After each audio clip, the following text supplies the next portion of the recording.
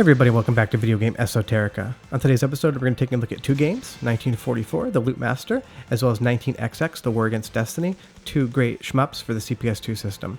Before we get into the gameplay, if you could do us a huge favor, go down below and hit that like and subscribe button. It takes us a lot of time to make each one of these episodes. We really appreciate your support. So 1944 was released in 2000 by Capcom, but unlike the other 1940 series games, it was not developed by them. It was actually developed by a company called Rising, a well-known shmup developer. The entire hook of the Loot Master is just that. This game loops if you set it in the settings. So you can go through this game 3 different times. Once you get to the 15th stage, there are 15 total in the game will restart at stage 1 with faster enemies and larger bullet patterns. You can also set it in the BIOS settings to just play once and then the game will end after that first round. And you can start the game at stage 1, stage 5, and stage 10. So arcade operators had a lot of versatility as to how they wanted to set this game up. As far as the gameplay is concerned, this game is excellent. I love the graphics and the overall design of the game itself. You have this militaristic setting where you're fighting these different fighter planes. It's just kind of a genre in shooting games that I've always really enjoyed. When I was growing up, I'm playing the Sega Genesis. A lot of the games that I played that were shooters were World War II shooters or helicopter shooters, so it's definitely a subgenre of the shmup. It's not space themed, but it does have that kind of military setting. Get a lot of good bullet patterns. I wouldn't describe it as a bullet hell game, but it kind of straddles the line between your traditional shmup and your bullet hell shmup. So now that we've defeated that first boss, right now we're going to see the stage clear screen, and I do love all the different little vignettes you get to see in there. The game has a lot of care and attention put into it as far as the overall design and stage layout is concerned. As far as obtaining and playing the game, you do have a couple options, even if one is very rarely known about. So you can buy this game on the CPS2. It's going to run you $300 to $400. I love buying shmups, and I'm definitely in on that price, but you can emulate it perfectly free. It runs great. But interestingly enough, there was a Korean exclusive PC release of this game. I do have a couple other exclusive Korean computer releases of games that people think have never been ported to another platform. I checked on eBay, one sold for $15 a couple months ago. There isn't another one available, but technically this game is an exclusive to the CPS2 system. It might take you a long time to find that Korean PC release, but you totally can do it. I do love all the boss sprites in this game. They're absolutely massive, and they fill the entire screen up.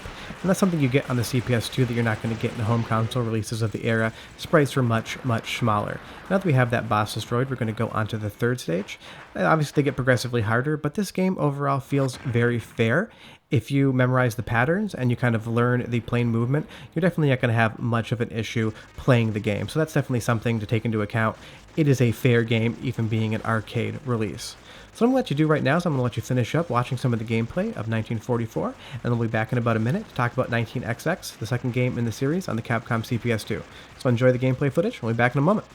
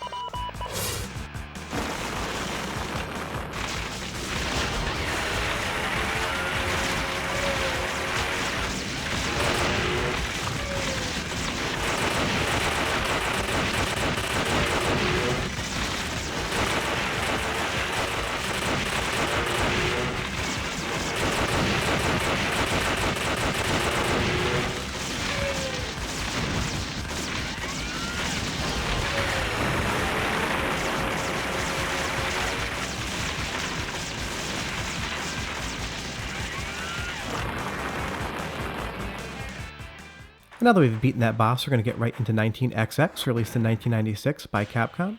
And compared to 1944, this game is going to be running in Tate mode, so you're going to have a vertical shooter running on a vertical screen. When I play at home, I have a PVM that I turn on its side, and it works great for that. You can also use an LCD monitor on a swivel to get that Tate mode as well, but you can just kind of play the way I'm playing as well. If you emulate it, you can just kind of do a 16:9 screen and have that Tate mode in the middle. I actually enjoy this game slightly more than I do 1944. I kind of like the graphical style, and I like the speed of the gameplay. To me, it's just something about it feels a little bit more interesting and a little more fun to play. Your mileage will vary, and depending on which one you like, I just enjoy this one more.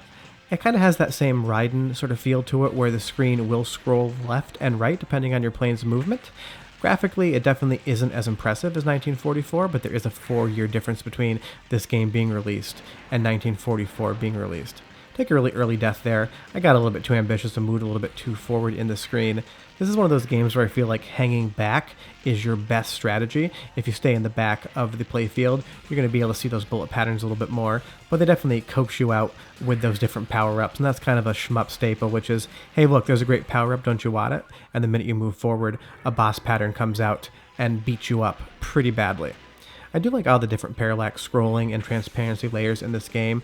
You get a lot of interesting visuals to look at. Color-wise, it's not as impressive, but I do like how big the bosses are and how challenging they are. Less of a bullet hell shooter and more of a classic shmup, and I do enjoy that as well. Took another death there. In reality, I'm pretty bad at 19XX compared to 1944, and that may be part of the reason why I like this one slightly better. It feels more challenging to me. Maybe I'm just not as good at this standard type of shmup gameplay as I am at the bullet hell, but I get a little bit more replay value out of this board than I do on 1944. If you do want to buy the game, you're looking at around $300 to $400 again for a decent copy, but if you want to emulate it, you absolutely can. CPS2 emulation is basically flawless. You can emulate it on any modern computer. I've emulated these on my PlayStation Portable for trips. You can emulate it on anything, so if you don't want to spend the money, by all means, go ahead and do so. Get these fun little vignettes, just like 1944 at the end of each stage, and I do think that Capcom definitely spent a lot of time developing the overall story and kind of feel of this game. Basically, since it's 19XX, the storyline, as much as you ever get in any shooting game, is that this is an alternate dimension, and you are trying to avoid a large-scale nuclear war. So now that we've beaten that first stage, we're going to go over here, and it shows you the boss of each stage. We're going to be looking for a large aircraft carrier. I don't know the Japanese. I'm sure I'm not really missing much. I just have a Japanese copy because it ended up being slightly cheaper. And the nice thing is, North American and Japanese games are interchangeable on CPS2 motherboards. They are color-coded, and you can find videos and text descriptions on different websites showing you what boards are compatible with what motherboards. But the nice thing is, pretty much almost every game you're going to find is going to be Japanese or North American release. And if you have a Japanese North American motherboard, those games are 100% interchangeable. So it's really easy to run and collect for them. So what I'm going to let you do is I'm going to let you watch a little bit more of 19XX, and I'll come back in a little bit and we'll close out this video, tell you a little bit more about the game, and what we're going to be doing next week. So enjoy the gameplay footage. We'll be back in just a second.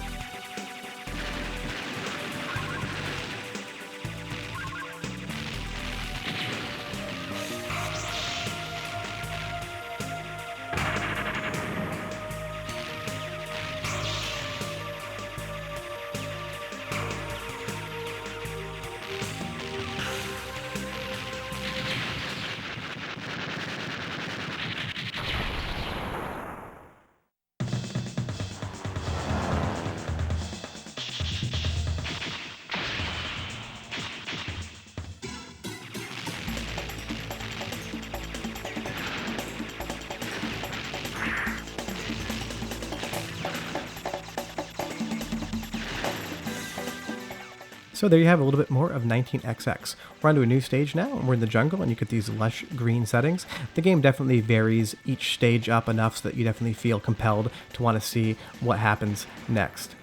Really appreciate you guys watching these. If you could do us a huge favor and go down below and hit that like and subscribe button, it really helps us out. If you want to follow us on Instagram, you can do so at Chicago Game Collector. Otherwise, we're going to be back next Tuesday with a completely different game for the CPS2, and we're going to be touching on a completely different genre. That's the great thing about the CPS2 is there's so many different genres on that platform. As a collector, you can definitely enjoy a lot of different experiences. Otherwise, really hope you enjoyed this. If you have any questions or comments, leave them below, and we'll do our best to answer each and every one of them. Otherwise, you guys have a great week, and we'll see you next Tuesday for another episode in the CPS2 series. Bye-bye.